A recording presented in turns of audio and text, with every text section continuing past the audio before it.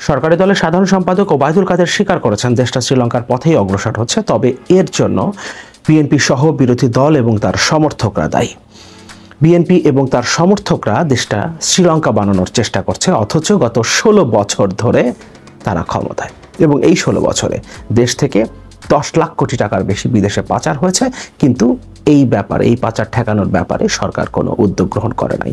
বরং যারা পাচারকারী হিসেবে বিভিন্ন সময় চিহ্নিত হয়েছে তাদের হাতে ব্যাংক তুলে দেওয়া হয়েছে, তাদের পকেটে 1 লাখ কোটি টাকারও বেশি তুলে দেওয়া হয়েছে রেন্টাল এবং কুইক রেন্টাল বিদ্যুৎ কেন্দ্রের ক্যাপাসিটি চার্জের নামে। এভাবেই দেশের পুরো অর্থনীতিটাকে ধ্বংস করে ফেলা হয়েছে। ব্যাংকগুলোতে টাকা নাই।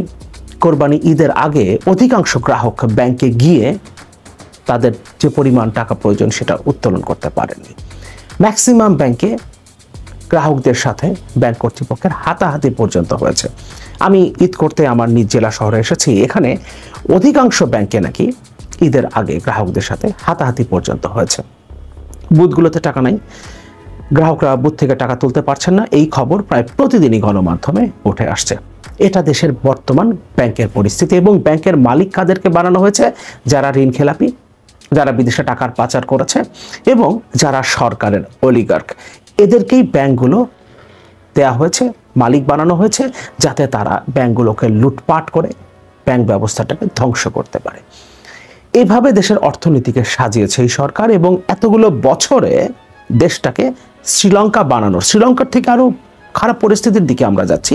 বাস্তবতা হচ্ছে আরো খারাপ পরিস্থিতির দিকে আমরা যাচ্ছি। কিন্তু ওবায়দুল কাদেরের বক্তব্যকেও যদি আমরা ধরে নেই, তারপরেও দেশটা যে শ্রীলঙ্কার দিকে যাচ্ছে সেটা কখনোই বিরোধী দল বা তার সমর্থকদের জন্য হতে পারে না, কারণ তারা তো ক্ষমতায় নাই। বাজার ব্যবস্থাও তারা নিয়ন্ত্রণ করে না, তারা ব্যাংকের মালিকও হতে পারে নাই। আপনি কুইক রেন্টাল বিদ্যুৎ কেন্দ্রগুলো নিশ্চয়ই বিরোধী দলের নেতাদের হাতে দেন নাই। এই সব কিছুই আপনি দিয়েছেন আপনার নিজের লোকদের হাতে, সরকার, সরকারি দল এবং তার অলিগার্কদের হাতে, এবং সেখান থেকে আপনারা কমিশন পেয়েছেন। কিভাবে মেগা প্রকল্পের নামে মেগা লুট হয়েছে বাংলাদেশে সেই কথা নতুন করে বলবার কিছু নেই, এবং এই সব টাকা চলে গেছে আপনার অলিগার্কদের পকেটে এবং সেখান থেকে আপনারা কমিশন পেয়েছেন। এখন আপনারা বলছেন দেশটা শ্রীলঙ্কার পথে যাচ্ছে আর তার জন্য বিরোধী দল দায়ী। দেশটা শ্রীলঙ্কার পথে যাচ্ছে, আপনার এই বক্তব্যকে সমর্থন করি। শ্রীলঙ্কার পথে যাচ্ছে না, দেশের পরিস্থিতি এখন শ্রীলঙ্কার একটা সময় যে পরিস্থিতিটা হয়েছিল তার চেয়েও খারাপ। এই পরিস্থিতিটা আপনারা তৈরি করেছেন। আজ থেকে 10 বছর আগে চামড়া বিক্রি হতো 100 টাকা স্কোয়ার ফিট, সরকারি হিসেবেই এখন 50 টাকা স্কোয়ার ফিট চামড়ার দাম বেঁধে দেওয়া হয়েছে, অথচ বিক্রি হচ্ছে 10 টাকা স্কোয়ার ফিটে। সরকার বলছে আমরা তো চামড়ার দাম বেঁধে দিয়েছি। তারা বেঁধেই দিয়েছে 10 বছর আগের দামের অর্ধেক এবং তার 5 ভাগের 1 ভাগ দামে বিক্রি হচ্ছে, কিন্তু সেটা মনিটর করার কোনো দায়িত্ব নাকি সরকারের নাই। সরকার শুধু দাম বেঁধে দেওয়ার পর্যন্তই তার দায়িত্ব। মশলার দাম কিভাবে নিয়ন্ত্রণ হয় সে সম্পর্কে একটা রিপোর্ট আমরা দেখব, খুবই ইন্টারেস্টিং রিপোর্ট, কিভাবে এই বাজারটাকে নিয়ন্ত্রণ করা হয়। এবং এটা শুধুমাত্র মশলার বাজারের জন্য প্রযোজ্য না, এটা সামগ্রিকভাবেই দেশের সকল বাজারের জন্যই এটাই সত্য। এবং সরকার শুধুমাত্র একটা মূল্য নির্ধারণ করে দেবে, কিন্তু সেই দামে বিক্রি হচ্ছে কিনা সেটা মনিটর করার দায়িত্ব তার নয়, কারণ এই বাজারটা নিয়ন্ত্রণ তো তারাই করে, তাদের অলিগার্করা করে, তাদের নিজের লোকরা করে। সুতরাং সেখানে মনিটর করতে গেলে তো নিজের লোকরাই ধরা খাবে, এ কারণে তারা সেটা মনিটর করে না। আরেকটা কথা হচ্ছে, এখানে যে শত শত হাজার হাজার কোটি টাকা জনগণের পকেট থেকে তুলে নেওয়া হয় তার কমিশন তো তাদের পকেটেও যায়। সুতরাং এই সব কিছুই আসলে একটা সিন্ডিকেট। যারা কথা বলছে, যারা সরকারে আছে, সরকার যারা চালাচ্ছে, সরকারি দলে যারা আছে, তাদের অলিগার্করা সবাইকে মিলে আসলে একটা সিন্ডিকেট। এই সিন্ডিকেটটা জনগণের পকেট কাটছে। এবং চামড়ার দামের কথা বলছিলাম, যেখানে আজ থেকে 10 বছর আগে 100 টাকায়, সেখানে এখন 50 টাকা বেঁধে দিয়ে 10 টাকা দামে বিক্রি হচ্ছে, অথচ সরকারের সেখানে কোনো ভ্রুক্ষেপ নাই। ব্যাংকগুলোতে টাকা পাওয়া যাচ্ছে না, সে ব্যাপারে সরকারের কোনো ভ্রুক্ষেপ নাই। ইসলামী ব্যাংক একরকম ঘোষণা দিয়েই তাদের বুথগুলো বন্ধ করে দিয়েছে। সারা দেশে ইসলামী ব্যাংকের বুথগুলোতে আপনি যাবেন, কিন্তু আপনি টাকা পাবেন না। অধিকাংশ বুথেই অলরেডি টাকা শেষ হয়ে গেছে এবং নতুন করে টাকা এখন পর্যন্ত আসে নাই। দেশের অর্থনীতি এই পর্যায়ে আসলো কেন? 1,82,000 কোটি টাকা খেলাপি ঋণ, 1 লক্ষ কোটি টাকার বেশি ক্যাপাসিটি চার্জের নামে আপনি আপনার অলিগারদের পকেটে ভরে দিয়েছেন। তারা যখন $1 বিলিয়ন বিদেশে পাচার করেছে এমন তথ্য এসছে সামনে, তখন আপনি তার কোনো তদন্ত করেন নাই কেন? ওই $1 বিলিয়ন মধ্যে আপনার কমিশন কত? সাবেক ডিএমপি কমিশনার আসাদুজ্জামান মিয়ার শত কোটি টাকার অবৈধ সম্পদের খোঁজ সামনে আসলো, অথচ সরকারি দলের সাধারণ সম্পাদক বলছেন আসাদুজ্জামান মিয়ার তেমন কোনো সম্পদের তথ্য, তেমন কোনো দুর্নীতির তথ্য নাকি আসে নাই। তার মানে শত কোটি টাকার অবৈধ সম্পদ তাদের কাছে আসলে কোনো ম্যাটার করে না। সব হিসাব আসলে হাজার কোটি লক্ষ কোটি টাকায়। এই কারণে যখন শত কোটি টাকার অবৈধ সম্পদের তথ্য সামনে এসে তখন সেটা ওবায়দুল কাদের ওভারলুক করছেন। এমনকি সাবেক আইজিপি বেনজির আহমেদের অবৈধ সম্পদের তথ্য, কত বড় তালিকা, পড়ে শেষ করা যায় না। অথচ আসাদুজ্জামান খান কামাল আমাদের স্বরাষ্ট্রমন্ত্রী বলছেন তদন্ত চলছে, তদন্তকারী কর্মকর্তা যদি কিছু প্রমাণ করতে পারেন তখন দেখা যাবে। কিন্তু এখন পর্যন্ত আমাদের কাছে যে কাগজপত্র এসছে, কাগজপত্র ঠিক আছে, কিছু ভুলভ্রান্তি থাকতে পারে। তার মানে হাজার কোটি টাকার অবৈধ সম্পদ মালিক হওয়া কিংবা হাজার কোটি টাকার দুর্নীতি তাদের কাছে ছোটখাটো ভুলভ্রান্তি মনে হচ্ছে। তার মানে আসলে দুর্নীতির পরিমাণটা কত কত বড় হলে এই পরিমাণগুলো শত কোটি টাকা, হাজার কোটি টাকার দুর্নীতি গিয়ে তাদের কাছে ছোটখাটো ভুলভ্রান্তি মনে হয়। তাহলে আসাদুজ্জামান খান কামাল কিংবা ওবায়দুল কাদেরদের হিসাবটা আসলে কি? তাদের বিরুদ্ধেও কি কোনোদিন তদন্ত হবে? তারাও কি অবৈধ সম্পদ অর্জন করেছেন এমন কোনো তথ্য আমাদের সামনে আসবে? তারা কেন ধামাচাপা দিতে চাইছেন সাবেক সেনাপ্রধান, সাবেক আইজিপি, সাবেক ডিএমপি কমিশনারদের এই অবৈধ দুর্নীতি, অবৈধ সম্পদের তথ্য কেন ধামাচাপা দিতে চাইছেন? এর মধ্যে কি তাদেরও কিছু হতে পারে?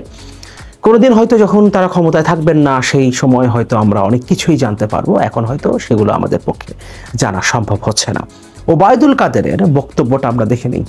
বিরোধী দল কিভাবে দেশটাকে শ্রীলঙ্কা বানানোর চেষ্টা করছে, ওবায়দুল কাদের সাহেব কি মনে করছেন সেটা আমরা একটু দেখে নিই। তারপর তার এই বক্তব্যের জবাব আমরা দেব এবং খুব ইন্টারেস্টিং একটা রিপোর্ট দেখব বাজারকে কিভাবে টেলিফোন কলের মধ্য দিয়ে, একটা রহস্যজনক টেলিফোন কলের মধ্য দিয়ে নিয়ন্ত্রণ করা হয়, সেটা আমরা দেখব। বিএনপি দেশটাকে শ্রীলঙ্কা বানানোর চেষ্টা করছে, ওবায়দুল কাদের সাহেব বলছেন।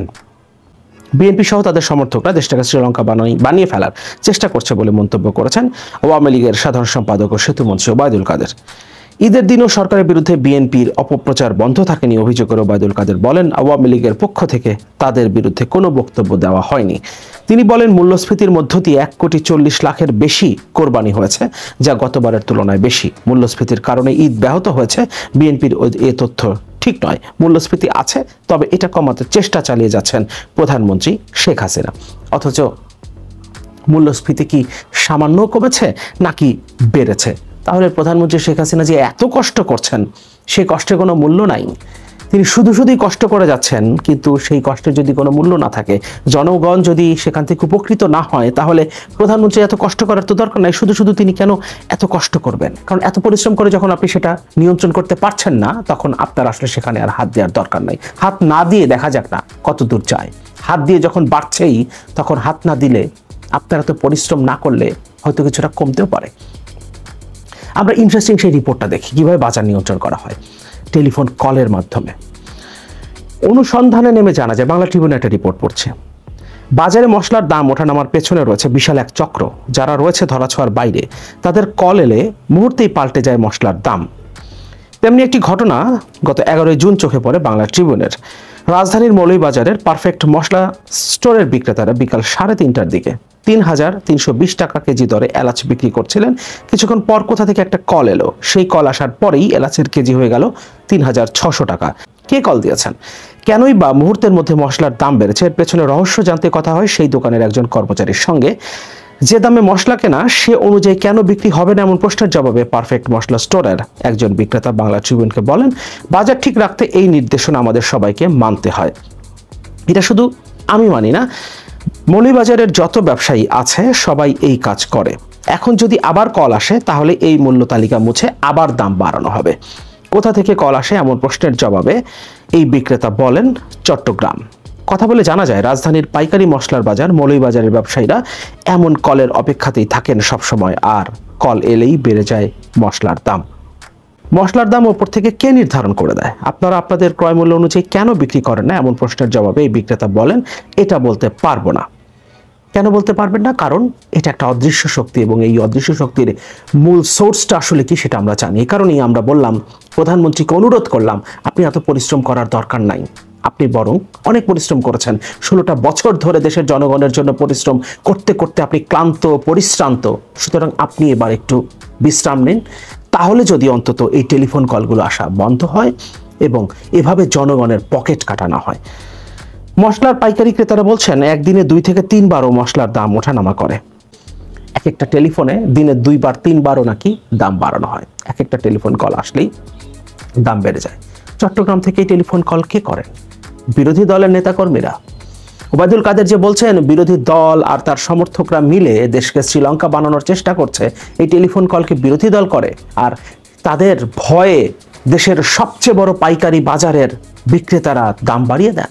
এই সিন্ডিকেট কি বিরোধী দল নিয়ন্ত্রণ করে? সেটা কি আদৌ সম্ভব?